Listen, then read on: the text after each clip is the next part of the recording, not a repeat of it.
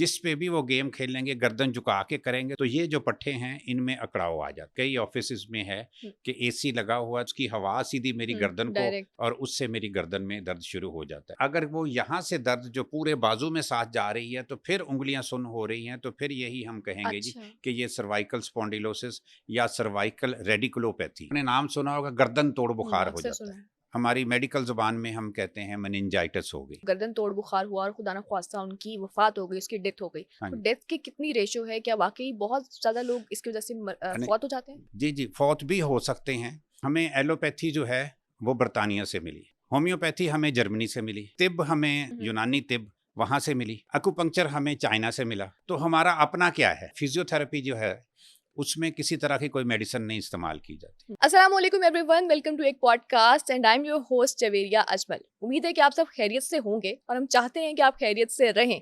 इसलिए सिर्फ हम आपसे पूछेंगे नहीं, बल्कि ये कोशिश भी करेंगे कि आप खुश और सेहतमंद रहें। इसलिए आज हमारे साथ एक बार फिर मौजूद हैं प्रोफेसर डॉक्टर साजिद कयूम साहब, who is a well known general physician and pain management consultant. आज इनसे पूछेंगे गर्दन के दर्द के हवाले से, वो दर्द जो आजकल हम सब लोगों में बहुत कॉमन है। शायद हमारी हैबिट्स ऐसी हो चुकी हैं, हमारी आदतें ऐसी हो चुकी हैं, हमारा फूड ऐसा हो चुका है, या इसकी वजूहात और भी कुछ हो सकती हैं। इसका ट्रीटमेंट क्या हो सकता है, इसके अलामात क्या हैं, और हम कैसे सेहतमंद रह सकते हैं, ये हमें बताएंगे साजिद कयूम साहब। आइए आपको इनसे मिलवाते हैं। सर, आप कैसे हैं? जी, मैं ठीक हूँ। बहुत शुक्रिया आपने मुझे फिर बुलाया। बहुत शुक्रिया सर, जब भी आप आते हैं हमें बड़ी इंसाइटफुल हमारी गुफ्तगू होती है हुँ, और हुँ। बड़ी-बड़ी नई-नई चीज़ें मुझे भी समझने को, सुनने को मिलती हैं और ऑडियंस को भी मिलती हैं। आज हम बात कर रहे हैं गर्दन के दर्द के हवाले से। तो अगर आप बताएँ कि गर्दन का जो दर्द है, हम इसको डिफ़ाइन कैसे करते हैं कि बेसिकली ये कौन से पार्ट्स में होता है? जब हम गर्दन के दर्द की बात करते हैं हुँ, तो उससे मुराद गर्दन के सामने वाले दर्द नहीं होती, क्योंकि यहाँ पे बहुत कम दर्द होती है। हुँ, ज़्यादातर दर्द जो है ना वो गर्दन की साइड पे या पिछले हिस्से में दर्द होती है। सही। तो उससे मुराद हम गर्दन का दर्द लेते हैं। जो साइड्स वाला या पीछे का हिस्सा होता है, तो हाँ जी। सामने वाले को हम क्यों नहीं वो कंसीडर कर रहे? इसलिए कि इसमें इतनी कॉमन नहीं है। हुँ, कॉमनली जो ज़्यादातर लोग हमारे पास मरीज़ आते हैं हुँ, वो साइड की गर्दन के दर्द के लिए और पीछे की दर्द के लिए, और इसके मरीज़ बहुत ज़्यादा हैं। हुँ, और इसमें आप देखें, अगर गौर करें कि ये पिछले हिस्से में हुँ, और साइड में होता क्या है, जो चीज़ इसमें बड़ी अहम चीज़ है कि दर्द कौन सी चीज़ करती है। हुँ, हुँ, तो एक तो पट्टे होते हैं, एक मोहरे हैं, हमारे गर्दन में 7 हुँ, मोहरे होते हैं, सही। और उसके अलावा 2 मोहरों के दरमियान डिस्कें होती हैं। हुँ, फिर उन डिस्कों के साथ वहाँ से नसें निकलती हैं, सही। तो जो कि आगे फिर बाजू उंगलियों तक वो नसों के असरात जाते हैं। हुँ, तो ये वो चीज़ें हैं जो कि दर्द करती हैं। हुँ। तो इसलिए हम ज़्यादातर ना ये इसी हिस्से को गर्दन का दर्द कहते हैं। सही। तो इसकी मेन वजह क्या हो सकती है गर्दन के दर्द की? क्या वजूहात हो सकती हैं? एक तो वजूहात में से एक चीज़ आ जाती है कि भई ये ज़्यादातर जो है ना ये गर्दन के पट्टे, हुँ, फॉर एग्ज़ाम्पल उनमें अकड़ाव आ जाए। तो सही। अकड़ाव आने की वजह क्या होती है? आजकल जो आप समझ लें कि एक एडिक्शन हो गई है, लोगों को नशा हो गया है स्क्रीन का। हुँ, चाहे वो मोबाइल की स्क्रीन है, हुँ, चाहे लैपटॉप की स्क्रीन है, हुँ, चाहे वो टीवी की स्क्रीन है। मतलब वो ऐसी स्क्रीन का इस्तेमाल हो रहा है जिसको वो आदत पड़ी हुई, छोटे बच्चों में भी हो रहा है। सही। और वो आदत पड़ी है लोगों को उस स्क्रीन को देखने की 5-5, 6-6 घंटे। कुछ लोगों को आदत है, कुछ लोगों का प्रोफ़ेशन ऐसा बन गया है। कंप्यूटर के सामने बैठ के काम जी, करना होता है। और वो कंप्यूटर के सामने बैठ के काम करना होता है, लेकिन वो स्क्रीन को अपनी आँखों से नीचे रखते हैं, जिस वजह से उनको गर्दन झुकानी पड़ती है। ओके। जब आप मुसलसल 5-5, 6-6 घंटे गर्दन झुकाएँगे, हुँ, या बच्चे अगर गेम खेलेंगे, चाहे मोबाइल पे खेलें या किसी हुँ, नोटबुक पे खेलें, जिस पे भी वो गेम खेलेंगे गर्दन झुका के करेंगे, तो मुसलसल गर्दन जब झुकाई जाती है, हुँ, तो ये जो पट्टे हैं, इनमें अकड़ाव आ जाता है। सही। या फिर ये है कि जैसे कई ऑफिसेज़ में है हुँ, कि एसी लगा हुआ है, तो अक्सर लोगों के मेरे पास पेशेंट आते हैं जी कि मेरे बिल्कुल पीछे लगा हुआ है एसी, उसकी हवा सीधी मेरी गर्दन को डायरेक्ट। डायरेक्ट टच करती है हुँ, और उससे मेरी गर्दन में दर्द शुरू हो जाता है। सही। ये तो हो गई कि सिर्फ जिसमें पट्टे इन्वॉल्व हैं। हुँ, और इसमें क्या अलामत होती है कि मरीज़ के गर्दन में अकड़ाव आ जाता है, सही। जिस वजह से वो गर्दन नीचे भी नहीं कर सकता। ओह! फिर गर्दन सर उठा के चलना पड़ता सर है। सर उठा ओह! के चलना पड़ता है, गर्दन जूँ ही नीचे करेगा उसको दर्द होती है। उफ़! मेरे पास ना एक बड़ी मज़ेदार बात है, एक पेशेंट मेरे पास आया, वो शायर थे। हुँ, तो मुझे कहने लगे, डॉक्टर साहब ये देखें अल्लाह ताला ने मुझे कैसी बीमारी लगा दी है कि मैं गर्दन को नीचे नहीं कर सकता। हुँ, तो उसने फिर साथ ही मुझे शेर सुनाया कि जी दिल में है तस्वीर यार, जब जी चाहा गर्दन झुकाई देख ली। कहते जी अब मेरे अल्लाह ताला ने बीमारी ऐसी डाल दी है कि मैं अपनी गर्दन झुका के अपने महबूब की तस्वीर भी नहीं देख देख भी नहीं सकता। सकता कि तो सामने तो चलो महबूब नजर नहीं हाँ आता, जी, दिल में देख लेते तो थे। वो मुझे कहने लगे जी कि इसका कोई इलाज करें। अच्छा। तो मैंने कहा जी इलाज हो सकता है, हम्म, बशर्ते कि हम ये देखें कि भाई आप जो है वो गर्दन का जो अकड़ाव है वो किस वजह से हुआ है। सही। अगर तो आपकी गर्दन का दर्द जो है गुरूर की वजह से है, हम्म, तो फिर तो मैं इलाज नहीं कर सकता, गर्दन अकड़ गई। गर्दन अकड़ गई। तो ये जो अगर बीमारी की वजह से है तो फिर हम उसका इलाज कर सकते हैं। सही। और ये जो गुरूर की वजह से जो गर्दन में अकड़ाव आता है, उसका इलाज जो है ना सिर्फ अल्लाह ताला की ज़ात कर सकती है। हम्म, और इसके बारे में एक बड़ा मशहूर वाक़या है कि एक बहुत ही नेक बुज़ुर्ग थे, उनसे किसी ने पूछा कि अल्लाह खाता क्या है?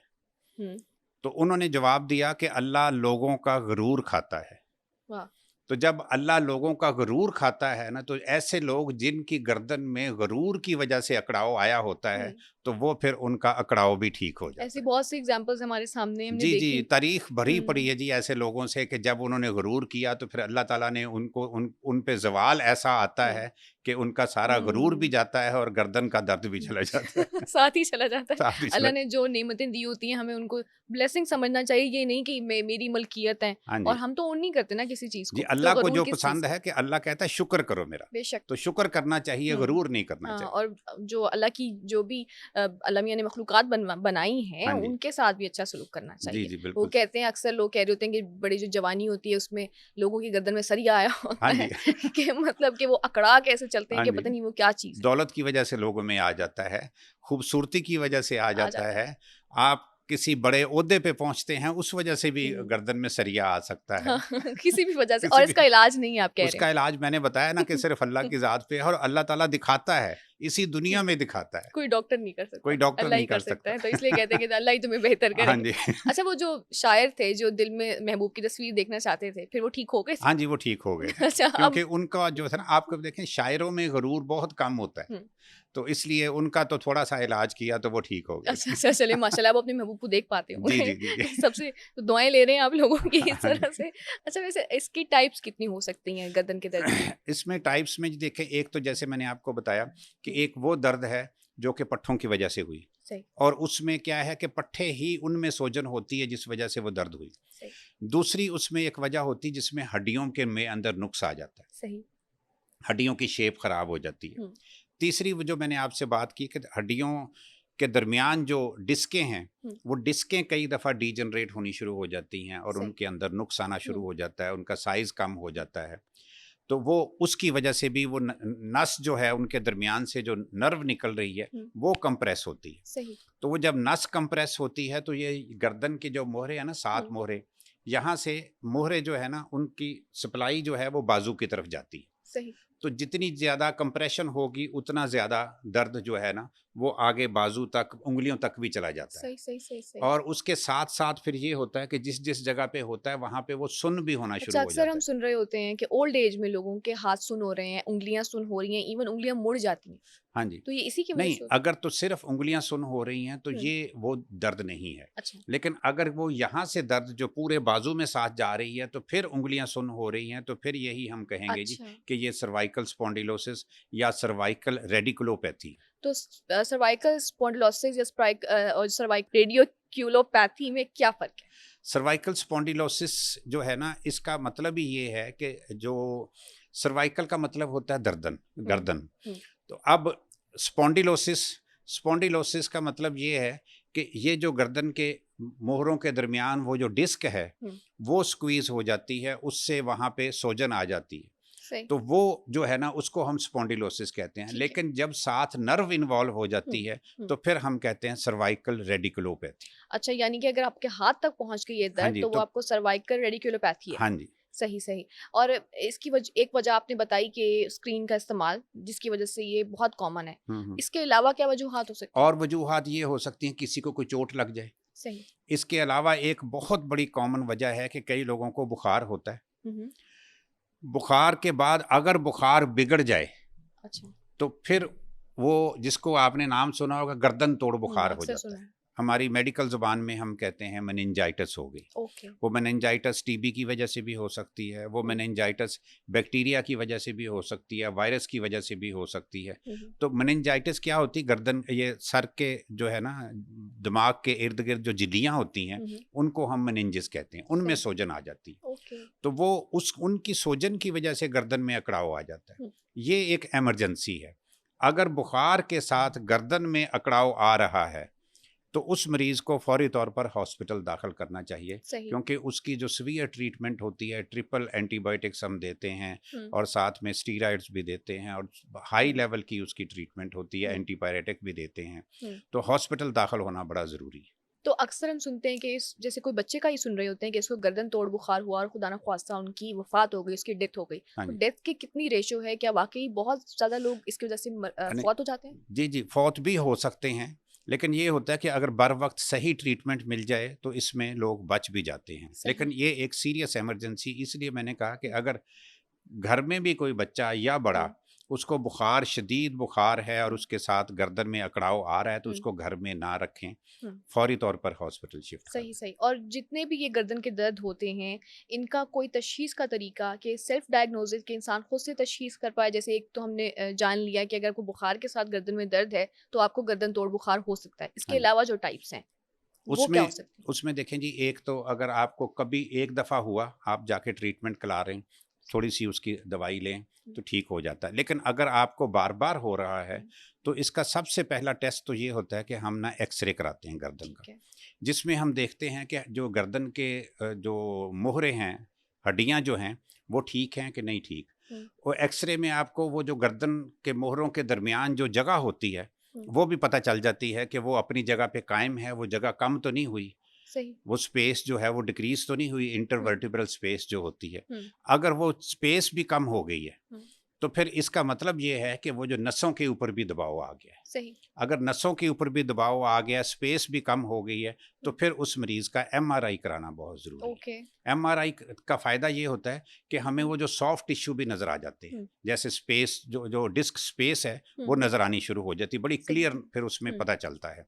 तो फिर उसके मुताबिक हम ट्रीटमेंट करते हैं। इन केस एक इंसान ने एक्सरे करवाया और उसकी नसों पे दबाव है या वेन्स उसकी डैमेज पाई गई हैं तो एमआरआई लाजमी करवाए जी जी, एमआरआई लाजमी करवाएं ताकि पता चल सके कि एक्चुअली प्रॉब्लम किधर है। हाँ जी। सही। इसके अलावा अगर हम बात करें, जैसे हमने 2-3 टर्म्स की बात की, जैसे सर्वाइकल स्पॉन्डिलोसिस है, सर्वाइकल स्पॉन्डिलोसिस। इसके अलावा बहुत से लोगों को पता होता है कि डिफरेंट टर्म्स के बारे में भी पता होता है, या नहीं भी पता तो आजकल लोग गूगल करके बहुत सी चीज़ें पता लगवा लेते हैं। अब मुझे नहीं पता कि गूगल पे जो इन्फॉर्मेशन है वो सही है या नहीं है। मुझे तो जब भी कोई बुखार या कोई बीमारी हल्की सी भी हुई है, मैं गूगल करूँ तो जो सिम्टम्स आते हैं वो यही होते हैं कि आपका एंड है, खुदा ना खास्ता। तो बंदा और डर जाता है। इससे बेहतर है किसी से कंसल्ट कर लिया जाए। अब गूगल पे भी लोग पता करवा रहे हैं कि मुझे ये सिम्टम्स हैं तो मुझे क्या हो सकता है। आप क्या समझते हैं, ये गूगल करना बेहतर है? जी, गूगल के साथ जो ज़्यादा इस्तेमाल हो रहा है ना हमारा, वो यूट्यूब का इस्तेमाल हो रहा है। ओके। तो गूगल और यूट्यूब दोनों में मैं ये कहूँगा कि आप हमेशा उस रिपोर्ट पे अगर गूगल में तो आपको वो हर तरह की वीडियोस भी मिलती हैं और वो लिखा हुआ रिटन भी आता है। मटेरियल। तो वो प्रिंटेड मटेरियल जो है ना, उसकी बैकग्राउंड देखें कि वो किसकी तरफ से आई है। अगर वो कोई ऑथराइज्ड अदारा है या कोई ऑथराइज्ड हस्ती है तो फिर तो ठीक है, एतबार करें। इसी तरह यूट्यूब में भी देखें। यूट्यूब में आप मतलब अगर कभी गौर करें तो बेशुमार ऐसे लोगों ने बड़ी बड़ी बीमारियों पे डिस्कशन की होती है जो बजाते खुद डॉक्टर नहीं है, और वो फिर ऐसे ऐसे नुस्खे बताते हैं जो कि अकल से भी मावरा होते हैं।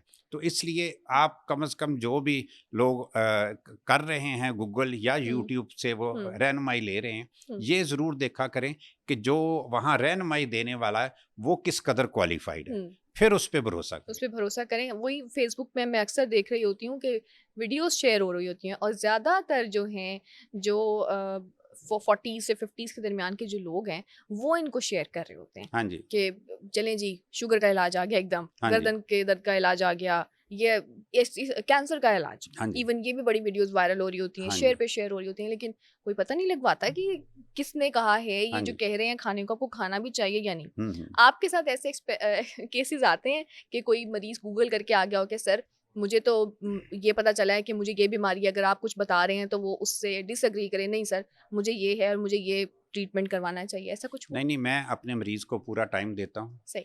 और मैं उनके मेरे पास बहुत मरीज आते हैं और बाकायदा उन्होंने पूरी स्टडी की होती है अच्छा। और पूरे डायग्नोसिस के साथ आते हैं जी कि मैं फलां फलां डॉक्टर के पास गया था, आपका नाम सुना है तो आपके पास भी आया हूँ और ये है कि ये मेरी अलामात हैं, इन अलामात के तहत मुझे ये बीमारी बनती है। अच्छा। और मैं ये इलाज कर चुका हूँ, अब आपके पास इससे ऊपर कोई इलाज है तो आप करें। फिर आप क्या करते हैं? फिर मेरे पास अब देखें जो पेन मैनेजमेंट कंसल्टेंट होता है उसको जितनी भी मोडेलिटीज़ हैं मुझे उनका इल्म है, तो मैं एक्यूपंक्चर भी कर लेता हूँ, मैं फिजियोथेरेपी भी उसको रिकमेंड कर देता हूँ या कुछ अपने तौर पर जो मेरे पास अवेलेबल हैं वो भी कर लेते हैं। उसके अलावा अगर मैं तो इसमें कोई ऐसी शर्म महसूस नहीं करता कि अगर किसी का होम्योपैथी से बेहतर इलाज हो तो होम्योपैथी उसको करनी उस चाहिए। वक्त जो भी रिक्वायर्ड चीज हाँ, होती है आप वही अप्लाई कर रहे मैं हो? सोचता हूँ जी कि जो मरीज़ है ना, हमें अपने मरीज़ के साथ मुखलस होना चाहिए। अगर आप एक छोटी सी बात मेरी अंडरस्टैंड करें कि अगर हम अपने मुल्क का देखें कि हमें एलोपैथी जो है वो बरतानिया से मिली, पहले हमारे मुल्क में एलोपैथी नहीं होती थी। होम्योपैथी हमें जर्मनी से मिली, तिब हमें जो ग्रीक जिसको यूनान कहते हैं, यूनानी तिब वहाँ से मिली, एक्यूपंक्चर हमें चाइना से मिला। तो हमारा अपना क्या है? तो अगर हमने ज़्यादा मुखलस होना है तो हमें अपने उस मरीज़ के साथ मुखलस होना चाहिए, सही। तरीका इलाज के साथ मुखलस नहीं होना क्योंकि चाहिए। अपना तो कोई इलाज हमने खुद से इजाद किया खुद नहीं से है। तो हमने कुछ नहीं इजाद किया भी होता तो मरीज से मुखलिस होना मरीज सबसे से बड़ी मुखलस चीज होना है। ज़्यादा ज़रूरी है बजाय ये कि तरीका इलाज से मुखलस आपको हो। लगता है कि जो मरीज हैं वो अपने आप से मुखलिस हैं आजकल? मरीज भी अपने आप से मुखलस नहीं है। जैसे एक मरीज है उसको अगर सैर करनी चाहिए वो सैर नहीं कर रहा, और अगर किसी मरीज़ को परहेज़ करना चाहिए वो परहेज़ नहीं कर रहा। ये पिछले दिनों मेरे पास एक पेशेंट आई तो वो ये मामूल से हट के है बात, लेकिन वो शुगर की मरीज़ा थी। कहने लगी डॉक्टर साहब आप मुझे जो भी इलाज लिख दें, मुझे गर्दन में भी दर्द है, जोड़ों में भी दर्द है। हाँ। तो मैंने उसको जब परहेज़ बताया तो उसने कहा जी मैं परहेज़ जो आप कहते हैं वो कर लूँगी, लेकिन रात को सोने से पहले मैंने दूध जलेबियाँ खानी होती हैं, वो नहीं मैं छोड़ अच्छा, सकती। शुगर की मरीज हैं वो? शुगर की मरीज़ है। तो फिर हमने क्या कहा? कुछ नहीं बस समझाया, उसके खामंद ने फिर उसको समझाया तो फिर वो इस बात पे रज़ामंद हुई कि मैं शाम का खाना नहीं खाऊँगी लेकिन दूध जलेबियाँ ज़रूर खाऊँगी और थोड़ी खाऊँगी। चलो इनको पसंद थी तो बेचारी हाँ जी। थोड़ा-थोड़ा तो खा ही सकती हैं। हाँ जी। अच्छा, हमने स्क्रीन की बात की कि स्क्रीन इसमें बहुत मेजर कंट्रीब्यूट कर रहा है आजकल गर्दन के दर्द में। क्या ये होता है कि अगर हम स्क्रीन पे बहुत ज़्यादा देर बैठे हैं या हमने बहुत टाइम लगाया है तो हमारा पोस्चर ही चेंज हो जाए, या हमारी गर्दन की जो शेप है, ये जो हमारी एक हड्डी होती है यही चेंज हो जाए, ऐसा होता है? नहीं चेंज नहीं होगा, वो उसमें कुबड़ापन आ सकता है। एक सही। चीज़ समझ लें कि उसकी जो शेप चेंज होगी उसकी वो काफ़ी ज़्यादा उसके अंदर चेंजेस आ जाती हैं। एक बंदा मसलसल आप गौर करें कि एक आप मसलसल फिजिकल पोस्चर जो है वो आपने टेढ़ा करके रखा हुआ है तो उसके असरात तो आएंगे। तो इसलिए इस बीमारी में हम मरीज़ को पोस्चर का ख़ास तौर पर कहते हैं, और कई लोगों का बैठने का पोस्चर, अब देखें ना आपकी कुर्सी भी ऐसी होनी चाहिए कि वो अच्छी, अगर कोई कंप्यूटर के ऊपर अपना ज़्यादा काम करता है तो उसको कंप्यूटर चेयर इस्तेमाल करनी चाहिए। अगर कोई अपना उसने लैपटॉप पे काम कर रहा है तो लैपटॉप का और आँखों का जो स्क्रीन का एक जैसा होना चाहिए कि आपके आई लेवल पे हो। जी, जी। अगर सही। आपने गेम भी खेलनी है तो वो फिर दूसरी बात इसमें ये भी होती है, एक तो लेवल आपकी आई लेवल के ऊपर हो, दूसरा ये है कि आपका फासला भी होना चाहिए। आप बराबर आई लेवल पे रखें लेकिन बहुत नज़दीक कर लें।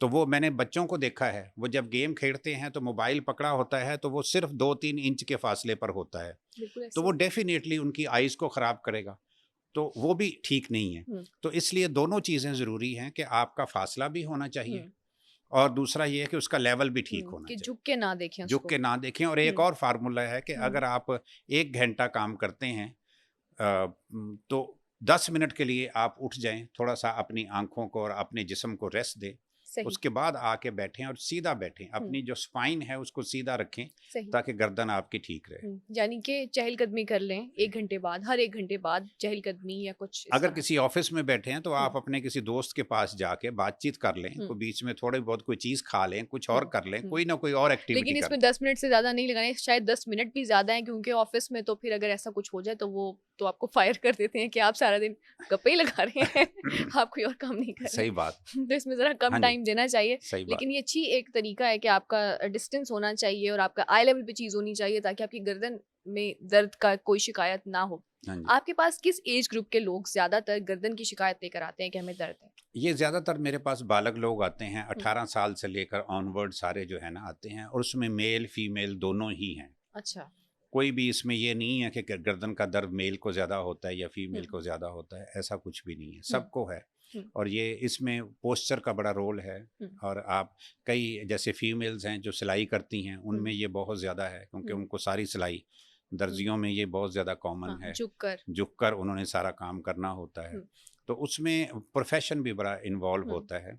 तो ये हर तरह के मरीज़ इसमें आते हैं, सिर्फ आपका पोस्चर जो है ना उसको आपने ठीक रखना। अच्छा, हमने बच्चों की जैसे बात की, आपने कहा जैसे हम देखते हैं बच्चों का स्क्रीन टाइम बढ़ चुका है, हर बच्चे के हाथ में फ़ोन है या लैपटॉप या इस तरह की चीज़ें हैं, तो बच्चों में भी ये चीज़ आ रही है आजकल? बच्चों में आ रही है लेकिन वो इतनी प्रोमिनेंट नहीं होती क्योंकि बच्चों में शायद वो कुछ अरसे के बाद माएँ कंट्रोल कर लेती हैं, लेकिन बड़े लोगों में बहुत ज़्यादा आ रही है चीज़ें। अच्छा, और ये हम अक्सर ऐसा होता है कि आप रात को किसी ऐसी पोजीशन पे सो गए या आपकी गर्दन नीचे आ गई या आपका एक हाथ नीचे आ गया, आप सुबह उठे हैं, आपको बहुत स्टिफनेस फील हो रही है, आपको दर्द हो रहा है, तो क्या सोने की पोजीशन का भी इस पे इफेक्ट है कि गर्दन में दर्द? नहीं, नहीं, बहुत फ़र्क है। देखिए आप गर्दन का जो दर्द का मरीज़ हमारे पास आता है, हम उसको कहते हैं कि तुमने नरम सरहाना लेना है और छोटा सरहाना लेना है। फिर कई लोगों को ये भी होता है 2-2 3-3 सरहाने लेके सोते हैं, तो उससे भी अकड़ाव आ जाता है। सही। तो वो ऑटोमेटिकली एक कुदरत ने जो अल्लाह ने शेप बनाई हुई है, वो 2-2 3-3 सरहानों के हिसाब से नहीं बनाई। आपको अगर वैसे मुश्किल लग रहा है तो आप अपनी सराहने वाली साइड के जो पाए हैं, पाए के नीचे आप 1-2 ईंटें रख लें, बजाय ये कि आप सराहने 2-3 इस्तेमाल ऊंचा करें। कुछ लोगों को आदत होती है हाँ बहुत जी, 2-3 तकिए लेके सोने की। हाँ जी। और अगर कोई खास तौर पर गर्दन के दर्द का पेशेंट है तो आप उसको कुछ मैट्रेस भी इस तरह का रेकमेंड करते हैं या मैट्रेस कुछ? का ज़्यादातर हम जो नीचे कमर का जो हिस्से होता है ना, उसके लिए मैट्रेस रिकमेंड करते हैं। गर्दन के लिए तो हम कहते हैं कि सिर्फ क्योंकि ज़्यादातर वो सरहाने के साथ ही हम्म, उसका होता है। हम्म, गर्दन के बने बनाए आप समझ लें ऑर्थोपेडिक टाइप जिसको हम कहते हैं, सरहाने भी मार्केट में अवेलेबल हैं। अच्छा। आप वो भी इस्तेमाल कर सकते हैं। ना भी हो तो कोई नरम सरहाना आप कोई भी इस्तेमाल कर लें। जिससे आपका जो ज़्यादा ऊंचा भी ना हो और एक सही आपकी पेस हाँ हो। जी। तो अक्सर लोग ये भी कह रहे होते हैं कि सिरहाना या तकिया लेकर ना सोएं, उसके बगैर सोएं, तो आप क्या समझते हैं, सिरहाना लेकर सोना ज़्यादा बेहतर है या उसके बगैर आप सोते हैं तो वो आपके बॉडी पोस्चर के लिए नहीं, बेहतर है? वो सरहाना लेकर सोना इसलिए भी बेहतर होता है कि हम रात को जो हमारा सोने का पैटर्न है हम्म, कि कुछ देर लोग सीधा लेटते हैं, उसके बाद लोग करवट लेके सोते हैं। हम्म, और फिर ये भी होता है कई लोग करवटें बदलते रहते हाँ, हैं। अक्सर। तो हम्म, तो अगर आप साइड पे होंगे तो वो ये देखें ना कि इतना हिस्सा आपका जो है कंधों का, वो फिर इस तरह गर्दन ऐसे टेढ़ी हो जाएगी। हम्म, तो इसलिए सरहाना लेना चाहिए, सही। कंफर्टेबल और नरम सरहाना होना चाहिए। ज़रूर होना चाहिए। अगर हम ट्रीटमेंट की बात करें गर्दन के दर्द की, तो अगर सबसे पहले मेडिकेशन तो हमें पता है कि ऑब्वियसली जैसे हमने इससे पहले भी बात की कि होम्योपैथी से भी इलाज हो सकता है, डिफरेंट किस्म के इसके इलाज होते हैं। ऐसा कोई इलाज जिसमें आपको दवा ना लेनी पड़े, इस तरह के इलाज हैं? दवा के बगैर अगर आप करते हैं तो सबसे पहला जिसको हम कहते हैं इलाज बिल ग़िज़ा। ओके।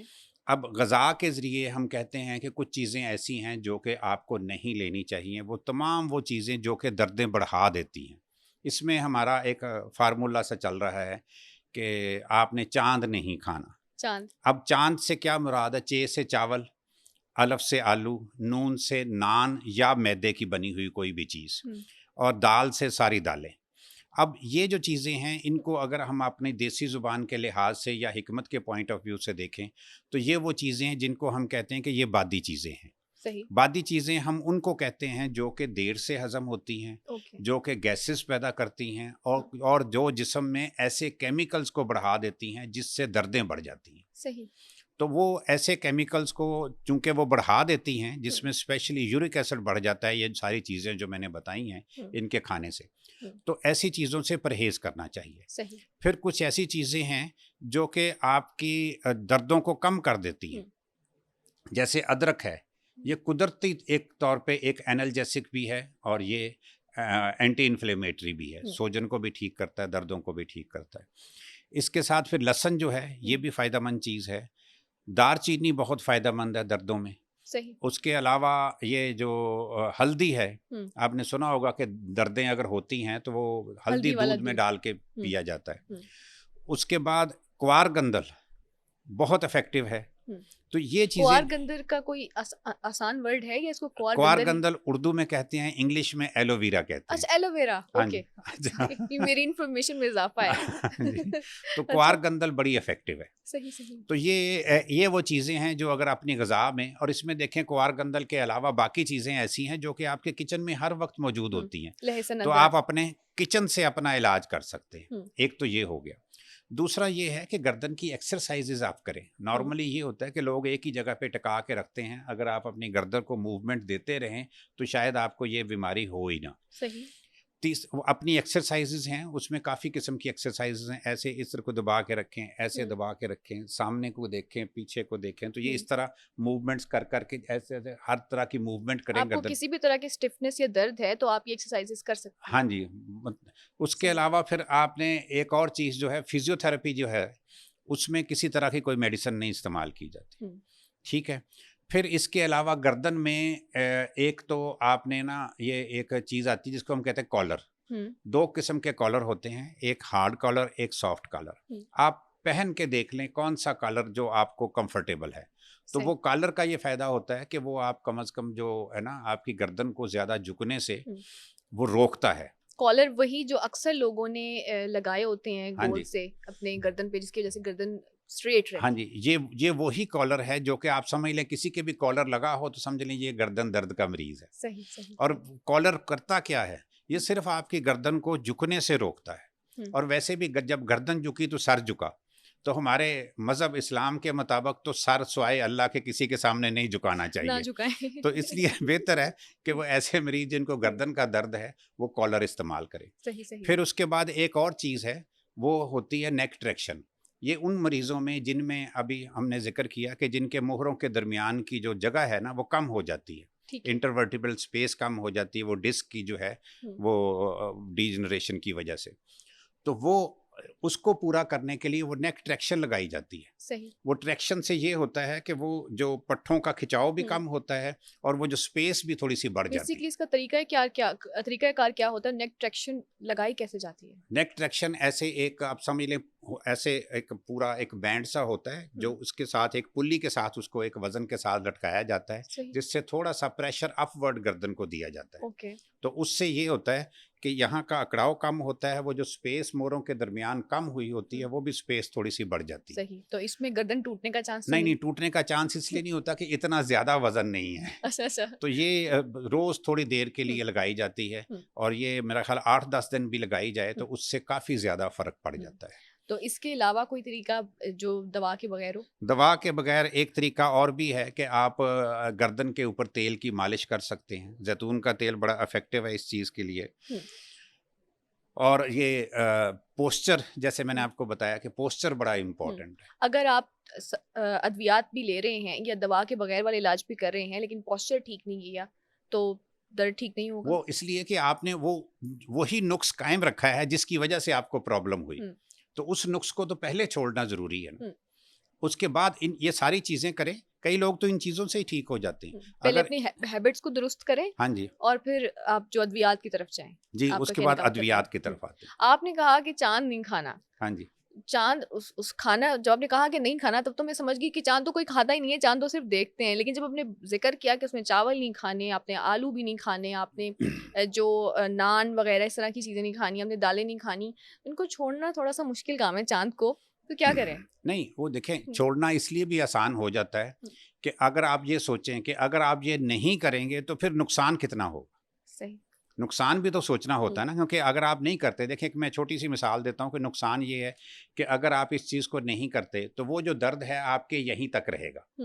अगर आप फिर भी नहीं करते तो फिर वो बाजू तक चला जाएगा, फिर भी नहीं करते तो वो ये कोहनी तक आ जाएगा, फिर हाथों तक आ जाएगा, हाथ सुन्न होना शुरू हो जाएंगे, हाथ, फिर उसके बाद ये इनके पट्ठों के अंदर जो मसल वेस्टिंग शुरू हो जाएगी, एक बाजू आपका मोटा होगा, एक बिल्कुल पतला काने की तरह हो जाएगा, उसमें पावर भी खत्म हो जाएगी, आहिस्ता आहिस्ता वो बाजू बेकार हो जाएगा। पैरालिसिस हो सकता है? नहीं, पैरालिसिस और चीज होती है। अच्छा। इसमें फीलिंग्स होती है, लेकिन वो उसकी जो है पावर बिल्कुल ना होने के बराबर रह जाती है। अच्छा। जब इतनी बड़ी कॉम्प्लिकेशन का आपके दिल में ख्याल होगा तो आपने ये तो सोचना है कि उसकी बजाय बेहतर है कि मैं कुछ अरसे के लिए परहेज कर लूं, चांद को देख लूं, चांद को खाऊं नहीं। हाँ जी। वही दूध जलेबी वाली मिसाल से मेरे जहन में आ रहा था कि चीजें छोड़ना लोगों के लिए कुछ मुश्किल है, लेकिन जैसे आपने एग्जांपल दी कि आपकी पूरी बॉडी एक तरह से अफेक्ट हो रही है, तो फिर इस चीज को सोचें, लॉन्ग रन में देखें कि क्या जरूरी है क्या नहीं है। हाँ जी। इसमें एक और चीज फायदामंद है, टकोर भी फायदामंद होती है। सही। उसमें ये होता है कि दो तरह की टकोर हो सकती है, एक ठंडी और एक गर्म।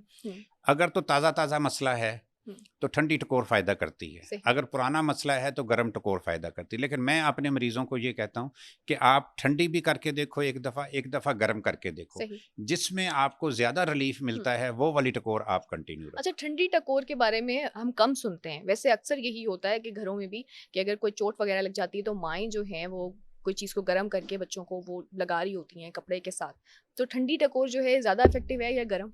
देखें, जब चोट लगती है ना, अगर एक मिसाल है गर्दन पे भी चोट लगी है तो जिस जगह भी चोट लगेगी वो जगह सुर्ख हो जाती है। सुर्ख होने का मतलब ये है कि वहाँ पे खून ज़्यादा आ गया। अच्छा, अगर खून ज़्यादा आ गया उस जगह को आप हाथ लगा के देखें, वो जगह गर्म होगी। सही। अब अगर वो जगह गर्म है उसके ऊपर आप मज़ीद गर्म टकोर करेंगे तो ख़राब ही होगी।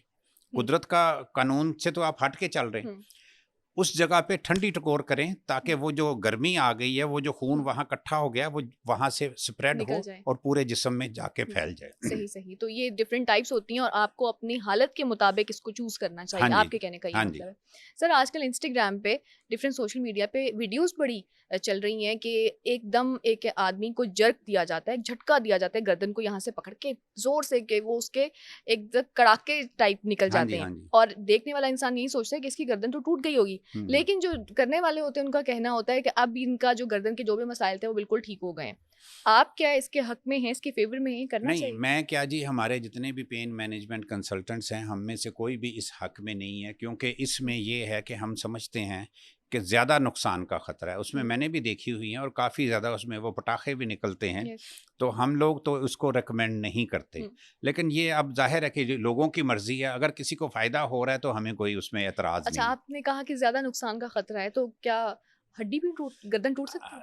देखें, हड्डी भी टूट सकती है, उस जोड़ के ऊपर ज़्यादा नुकसान भी हो सकता है जिस जगह पे अगर आपने किया है। अगर किसी ने फॉर एग्जांपल वो बंदा को बहुत ट्रेंड नहीं है तो उसने अगर वो एक ऐसा काम किया है तो वो क्या होगा कि वो ज़रा सा भी उसका एंगल गलत होगा तो ऑटोमेटिकली उस जगह के मसल्स के ऊपर भी असर होगा, हड्डी पे भी असर होगा, नर्व्स के ऊपर भी असर होगा। तो ये एक बड़ी एहतियात वाला काम है। मैं समझता हूँ कि ये अगर किसी ने कोर्स किया भी है तो एटलीस्ट MBBS के बाद होना चाहिए ताकि उसको पूरी अंडरस्टैंडिंग हो, तो फिर वो ये कोर्स करे, अदरवाइज ना करे। और एक आम इंसान अगर उसको ऑप्शन दिया जाए ये करवाने का तो आप रेकमेंड नहीं करते? नहीं, मैं नहीं रिकमेंड करता अनटिल एंड अनलेस वो बंदा जो है वो ठीक ठाक पूरी तरह क्वालिफाइड हो आफ्टर MBBS डिग्री। उसके बाद हाँ जी। अगर मेडिकल ट्रीटमेंट्स की तरफ आए, अद्वियात के साथ गर्दन के दर्द का जो ट्रीटमेंट है वो किस तरह हो सकता है? कौन कौन सी मेडिसिन हो सकती है? अद्वियात में देखें जी, ये गर्दन का दर्द ऐसा है जिसको कम से कम 2 दवाइयों के साथ इसका इलाज होना चाहिए। पहली दवाई, चूंकि इसमें अकड़ाव होता है तो पहली दवाई मसल रिलैक्सेंट को देना चाहिए। सही। दूसरे नंबर पे आपने कोई दर्दों की दवाई देनी है, चाहे पैरासीटामोल दे दें, चाहे आप डिक्लोफेनिक सोडियम दे दें, चाहे आप जो है नेप्रोक्सन सोडियम दे दें, कोई भी दर्दों की दवाई साथ ऐड कर दें ताकि दोनों आपके काम हो जाएं। लेकिन अगर आप देखते हैं कि उसके साथ साथ ये बाजू की तरफ भी जा रहा है मसला, तो इसका मतलब है कि नर्व्स भी इन्वॉल्व हो गई हैं। सही। तो फिर गैबापेंटिन या प्री गैबलिन जो है, ये दवाइयाँ जो हैं जो कि नर्व्स के ऊपर नर्व को सेटिस्फाई करती हैं, स्मूदिंग इफेक्ट देती हैं, वो भी साथ इस्तेमाल होनी चाहिए। अच्छा। लेकिन अगर नर्व का इफेक्ट है तो उसके साथ वो सारे जो मेथड्स हैं, फिजियोथेरेपी, नेक ट्रैक्शन, कॉलर, ये सारी चीज़ें इकट्ठी इस्तेमाल होनी चाहिए। अच्छा, यानी कि आप मेडिकल और जो नॉन मेडिकल इलाज हैं वो दोनों साथ साथ करते हैं? नहीं, नॉन मेडिकल तो वही चीज़ें हैं ना जिनको हम कहते हैं कि भाई अगर आप करते हैं तो आपको फ़ायदा है, बगैर दवाई के जो इलाज है वो सपोर्टिंग थेरेपी के तौर पे तो चलना चाहिए। लेकिन आजकल एक और भी, अगर ये सारी चीज़ें करने से भी मरीज़ ठीक नहीं होता तो फिर एक इंटरवेंशनल पेन मैनेजमेंट है जो कि जदीद तरीन इलाज है, जिसमें ये होता है कि गर्दन के मोहरों के इर्द गिर्द पैरा वर्टिब्रल जो एरियाज़ हैं या स्पेशली जो उसके जो नर्व्स के एरियाज़ हैं, वहाँ पे हम स्टीरॉयड प्लस एक सुन्न करने वाली दवाई होती है ज़ाइलोकेन, उसके इंजेक्शंस लगाए जाते हैं ताकि वो जो नर्व है उसकी सेंसिटिविटी को कम किया जाए और उसकी जो है जो इन्फ्लेमेशन है उसको कम किया जाए। तो उसको हम कहते हैं interventional pain management. Interventional pain management, हाँ जी। वो भी, उससे भी फिर ये होता है कि वो तकरीबन जो थोड़े बहुत मिकदार जो लोगों की 10% जो नहीं ठीक होते उससे वो भी ठीक हो अच्छा, किसी भी ट्रीटमेंट से आप नहीं ठीक हो रहे तो आपने इंटरवेंशनल ट्रीटमेंट की तरफ जाना है। हाँ जिसमें स्टीरॉइड्स और एक सुन्न करने वाली दवाई होती है जिसको हम ज़ाइलोकेन कहते हैं। अच्छा, स्टीरॉइड्स आपने जैसे जिक्र किया तो इनके कोई साइड इफेक्ट्स नहीं, उनका लोकल आप लगाते हैं, कोई ब्लड के अंदर नहीं लगा रहे, खाने वाली नहीं है, आपने लोकल लगाना होता है और वो सिर्फ उसका इफेक्ट वहीं तक होता है। और दूसरा, आपने ये बार बार नहीं लगाना होता, अगर कभी लगाना भी पड़े तो 15 दिन बाद या महीने बाद दोबारा लगाना होता है, वरना तो ज़्यादातर ये हील अप कर देता है उसको। सही। इसके बाद यानी कि ये आपके ब्लड में नहीं जा रहा, आपको इसका कोई साइड इफेक्ट किसी किस्म का नहीं है। हाँ जी, लेकिन फिर भी एहतियातन अगर आपको खतरा है ना, तो आप इसमें जो मैं एहतियात करता हूँ वो ये है कि मैं किसी को भी इंजेक्शन अगर लगाता हूँ तो मैं उसकी 2 चीज़ों का ख्याल रखता हूँ कि जब मैं वो इंजेक्शन लगाऊँ उस वक्त मरीज़ का ब्लड प्रेशर भी नॉर्मल हो और उसकी शुगर भी नॉर्मल हो। सही। क्योंकि मैक्सिमम यही हो सकता है कि एक ठीक ठाक आपने एक टोनिफिकेशन किस्म का एंटी इन्फ्लेमेटरी इंजेक्शन लगाया है तो उसमें उस वक्त मरीज का ब्लड प्रेशर और शुगर नॉर्मल होनी चाहिए। अच्छा, अदरवाइज आप इसको रेकमेंड नहीं करते? मैं लगाता भी नहीं हूँ, रेकमेंड भी नहीं करता। सही। इसके अलावा ऑइंटमेंट्स कुछ लोग जैसे क्रीम्स लगा रहे होते हैं, तो ये कितनी इफेक्टिव है? क्रीम्स भी इफेक्टिव हैं, लोकल जो है ना, दर्दों की बेशुमार क्रीमें हैं, एंटी इन्फ्लेमेटरी भी हैं, इसमें वो किसी तरह की भी क्रीम आप इस्तेमाल कर सकते हैं। मेरा जो फार्मूला ये है वो ये है कि मैं कम से कम 3 किस्म की क्रीमें मिक्स कराता हूँ। मिक्स करा के उनको फिर मैं कहता हूँ कि जैतून के तेल के अंदर मिक्स कर। तो उनमें कौन कौन सी क्रीम्स होती हैं? कोई भी 3 क्रीमें आप एंटी इन्फ्लेमेटरी क्रीम्स लेनी होती है, डिक्लोफेनिक सोडियम की क्रीम मिल जाती है, फास्टम की क्रीम मिल जाती है और काफ़ी इस तरह मूवलेट क्रीम है। और यानी कि इनमें कौन कौन से फार्मूलाज स्पेसिफिकली होने चाहिए हर एक में डिफरेंट फार्मूलाज हैं। जैसे ब्रूफिन की क्रीम है तो उसमें ब्रूफिन का साल्ट होगा, इसी तरह डिक्लोफेनिक सोडियम है तो उसमें डिक्लोफेनिक सोडियम का साल्ट होगा, इसी तरह अगर नेप्रोक्सन की क्रीम है तो वो वाला साल्ट होगा। तो 3-4 किस्म के जो साल्ट होते हैं ना, उसका हमें बेनिफिट ये होता है कि जब हम लोकली क्रीम लगाते हैं, चाहे 3-4 क्रीमें हों, तब भी उनका साइड इफेक्ट कोई नहीं होता क्योंकि वो बॉडी के अंदर नहीं जा रही। सही। उसको फिर भी हम जैतून के तेल में मिक्स कर लेते हैं ताकि वो जैतून के तेल के साथ ये होता है कि वो सॉफ्टनिंग आ जाती है। तो वो सॉफ्टनिंग जब आती है, जैतून का तेल जो है लोकल मस्कुलर टॉनिक भी है, दूसरा वो जो मसल्स है ना उनके अकड़ाव को भी खत्म करता है। यानी कि 3-4 क्रीम्स मिक्स करके जिनमें ये खास फार्मूलाज आपने जैसे बताया होने चाहिए, तो ये आपको काफ़ी इफेक्टिव है आपकी। जी। तो होम्योपैथिक से भी इलाज होता है?